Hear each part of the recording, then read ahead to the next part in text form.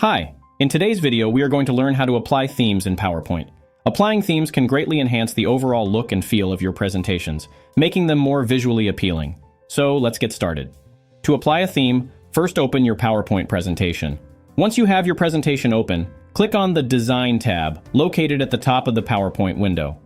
The Design tab contains all the tools and options related to applying themes and modifying the look of your presentation. Once you're on the Design tab, you will see a variety of pre-designed themes available. These themes have different color palettes, font styles, and background designs. Simply hover your cursor over a theme to preview it on your current slide. This allows you to see how the theme will affect your presentation's appearance before applying it. If you find a theme that you like, click on it to apply it to your entire presentation.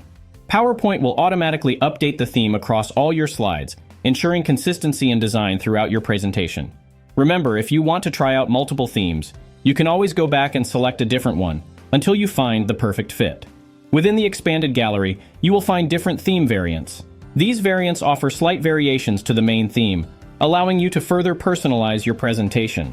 Hover over each variant to preview them on your slides, and choose the variant that suits your needs. And there you have it.